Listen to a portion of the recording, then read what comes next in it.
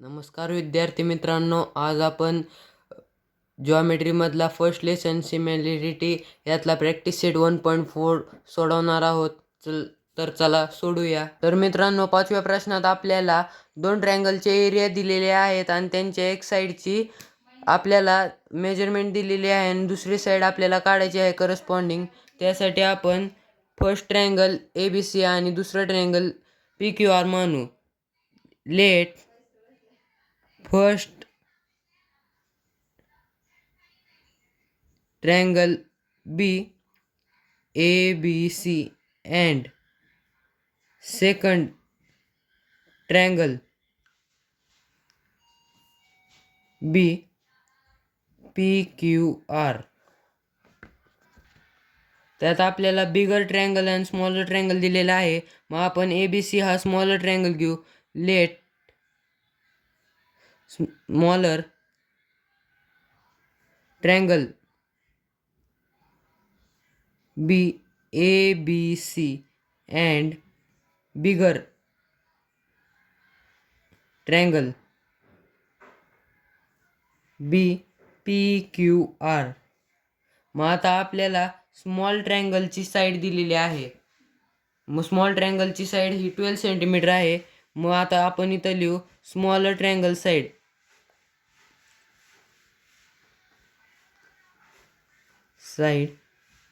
Is equal to 12 centimetre. आता हे आपण इक्वेशनमध्ये मांडून घेऊ. तर आपण त्यांच्या area of triangle ABC upon area of triangle PQR is equal to 81 upon 225 हे लिहिलेलं आहे. आता आपण ते AB अपॉन PQ स्क्वेअर ह्यांची आपण किंमत लिहू. AB स्क्वेअर ते हाय असं येणार, कारण त्याला काय उत्तर गिवन नाही आहे. PQ हे आपल्याला 12 दिलेलं आहे. 12चा square is equal to 81 upon 225. मग आता ह्यांचा भाग जातो. ही 9ने भाग घातला तर आपल्याला हे असं भेटतं. AB square is equal to 9 into 12चा square 144 upon 15. AB square is equal to आपण इथं डिव्हिडेशन करू आणि वर मल्टिप्लिकेशन करू. मग त्याचं उत्तर खाली 20 सेंटीमीटर येतं. मग आपण खाली फायनल उत्तर therefore the area of bigger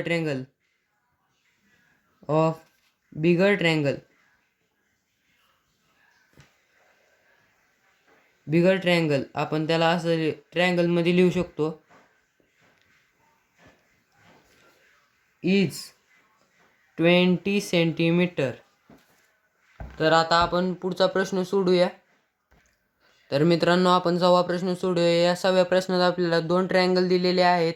ते दोन्ही इक्विलॅटरल ट्रायंगल आहेत, म्हणजेच ते दोन्ही समान असणार, सिमिलर असणार. त्यांच्या दोघांचा एरियाचा रेशो हा 1:2 दिलेला आहे आणि आपल्याला AB दिलेला आहे. मग आपल्याला DC फाइंड करायचा आहे. मग पहिल्यांदा आपण एरियाचा रेशो लिहून घेऊ. Area of triangle ABC upon area of triangle DEF is equal to 1:2. मग आपल्याला काय दिलेलं आहे? AB is equal to 4. ABचा 4. मग DEचा किती असणार?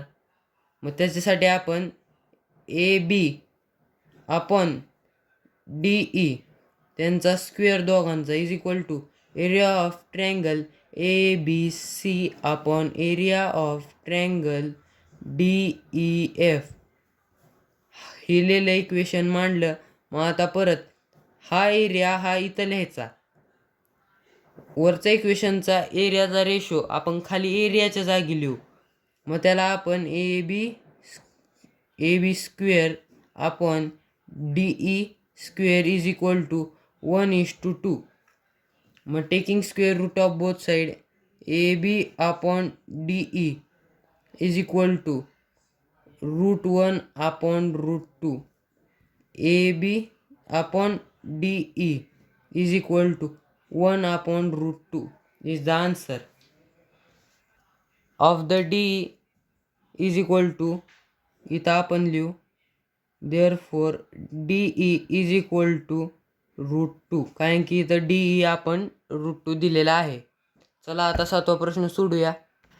तर चला मित्रांनो 7वं गणित सोडूया. या 7व्या गणितात आपल्याला पहिल्यांदा 2 लाईनी पॅरलर दिलेल्या आहे PQ आणि DE, आणि त्यांचं आपल्याला area of triangle PQF is equal to 20 units and PF is equal to 2D. Then find area of quadrilateral DPQE by completing the following activity. He activity आहे. आपल्याला इथं आकृती आहे. तर आपल्याला पहिल्यांदा काय करायचं आहे, हा क्वाड्रिलॅटरलची एरिया सांगायची, पण त्याच्या आधी आपल्याला या पूर्ण ट्रँगलचा एरिया काढून या छोट्या ट्रँगलचा एरिया या मोठ्या ट्रँगलच्या एरियातनं वजा करायचा आहे. तेव्हा आपल्याला एवढ्या क्वाड्रिलॅटरलचा एरिया भेटणार.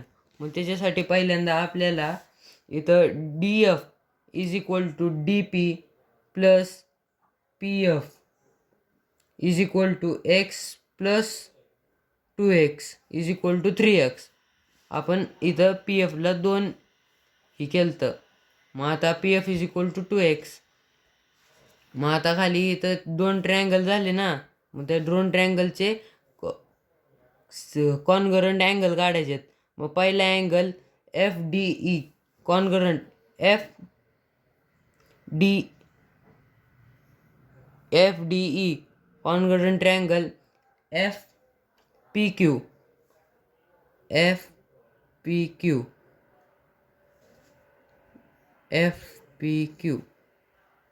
आणि आता इथं FED angle FED congruent angle FQP ते दोन्ही ट्रँगल्स करस्पॉन्डिंग्स आहे. इथं आपण बाय मिस्टेकली झालेलं आहे, ते आपण नीट करू नंतर. मग आता हे दोन ट्रँगल कॉन्ग्रंट झाले कोणत्या टेस्टनी? ए टेस्ट, अँगल टेस्ट. मग आता आपल्याला इथं एरिया ऑफ ट्रँगल FDE हा 9/4 हा दिलेलाच आहे, गिवनमध्ये आहे प्रश्नातच. मग आता area of triangle FPQ is equal to 9/4 into 20, कारण की पहिल्या ट्रँगलचे हा 20 आलेला आहे. त्याच्यावरचं आपण इथं एरिया ऑफ ट्रँगल FDE आपण area of triangle FPQ is equal to इथं DF साईड आपण PF. मग इथं आपण DF स्क्वेअर आपण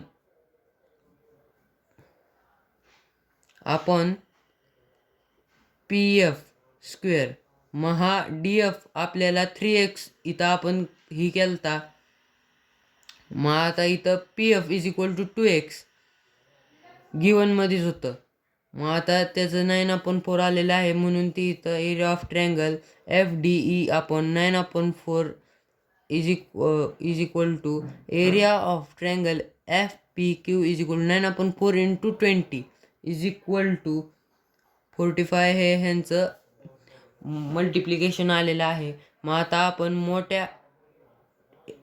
मोठ्या ट्रँगलच्या एरियातून छोट्या ट्रँगलचा एरिया वजा करू, तेव्हा आपल्याला एरिया ऑफ ट्रँगल DPQE हा भेटेल.